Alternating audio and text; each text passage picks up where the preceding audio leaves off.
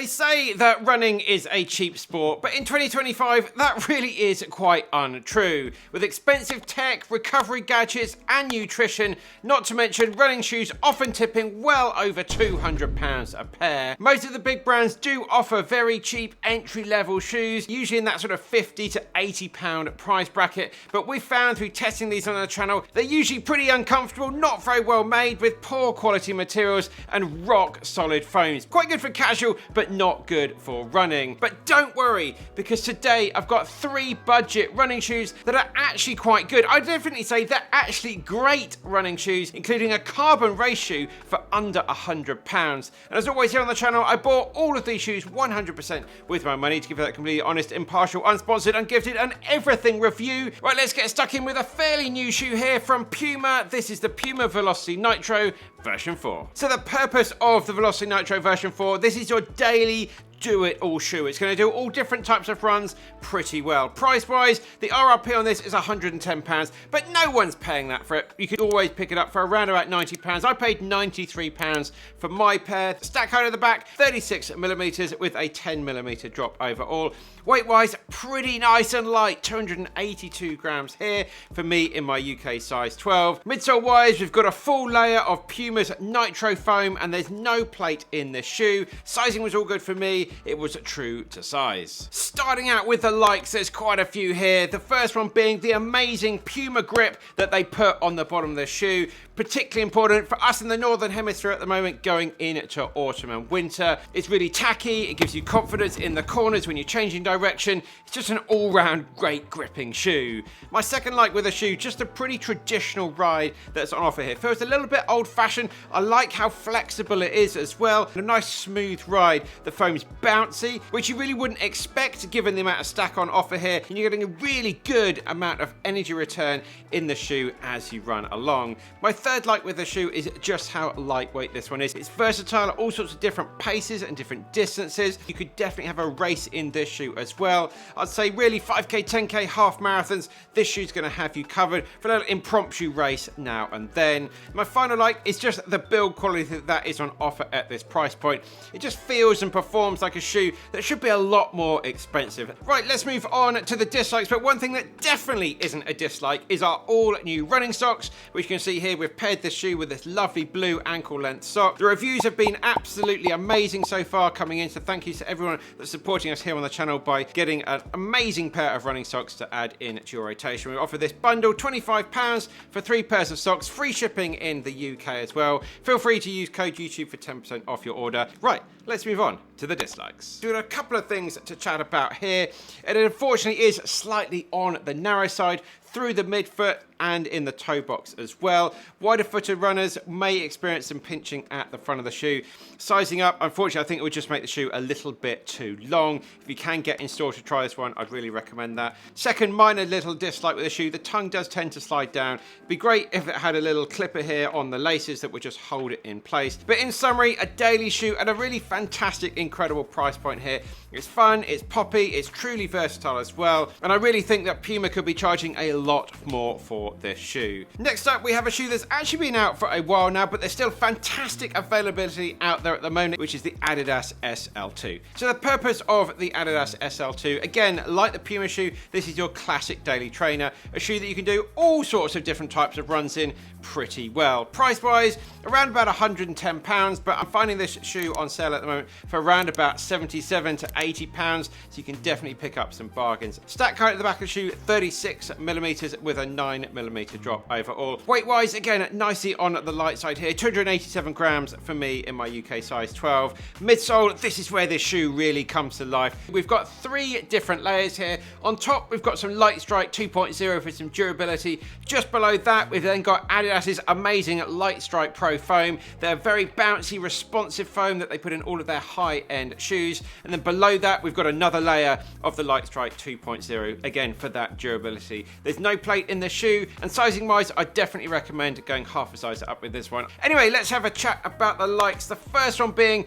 it's lovely and lightweight, it's snappy and it's fun. Who doesn't want that in a running shoe? The midsole offers that really engaging ride, it's responsive, a really good turn of speed in this shoe. Of course, there's going to be faster shoes out there for some more money with rods and sort of more of the premium foams in them, but what you're getting here is amazing at this price point.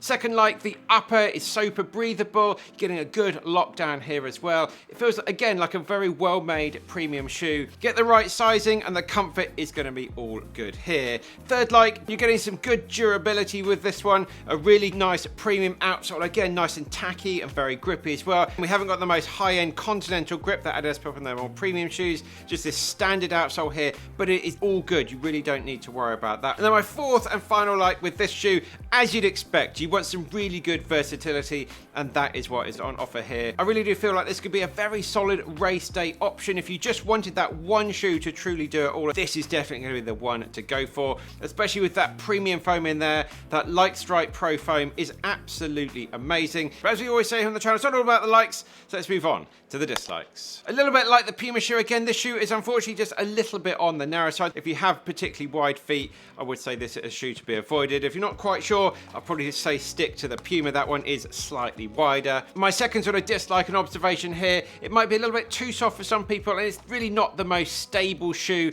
here, unfortunately. So in summary, a lightweight, speedy shoe that ticks all the boxes that we want to find on a daily shoe. An absolute bargain if you can find this shoe for around £80. Right guys, we're going to finish with a shoe and a type of shoe that I honestly never thought would exist in 2025. A carbon plated race shoe for £99 here in the UK. But Decathlon have made one, we've had it in for testing, and I've been absolutely blown away by just how good this one is. This is the Decathlon Kiprun KD900X.2. Not very good at naming, but it's a fantastic shoe. The purpose of this shoe, this is for your tempo runs, your speed runs, your race days, anywhere really from 5k up to that half marathon distance. Price wise, just £99 is what this shoe cost me. Stack code at the back of the shoe, 40mm with an 8mm drop overall. This is incredibly lightweight, amazingly lightweight, 238 grams for me in my UK size 12. Midsole wise, we've got two layers of Decathlon's V foam on offer here, which is an ATP U foam, a very similar compound to what the big brands are putting into their very highest end £200 plus super shoes, plus you're getting that carbon plate in here as well. The sizing unfortunately was a little bit off for me, slightly too long. I'd recommend going half a size down. Just double check the sizing chart on Decathlon's website. Let's have a chat about the likes. First like being that super lightweightness that is on offer here, with a very breathable upper as well. The simple single layer mesh upper providing an excellent amount of airflow through the shoe.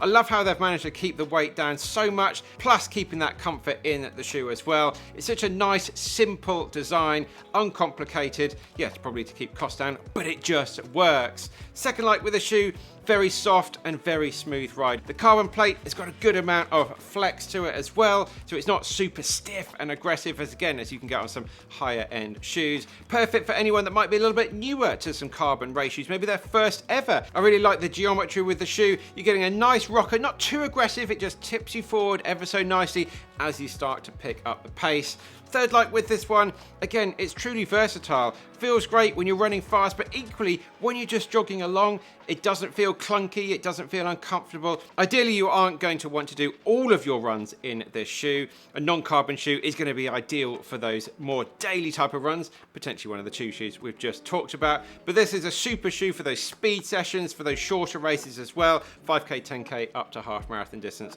You're going to be all good in this shoe. Obviously, like a lot of the shoes we've chatted about here, just unbelievable value. These high quality materials in a £100 shoe feels amazing. Just holding it here in the hand, it just feels like a very premium, well-made product. I cannot believe they're just charging £99 for this shoe. In terms of dislikes with this one, sizing, the shoe does just run a little bit long, so maybe go half a size down. Again, follow the instructions on the website. And again, it's not the most stable ride with this one, given just sort of how soft the foam is. If you're just running a straight line, you're going to be absolutely fine. Another thing to say, not a dislike at all, just an observation. Obviously, you can only buy this this shoe from Decathlon. Decathlon only sell their shoes in the Decathlon stores or on their website. In the UK, it seems to be an online only shoe.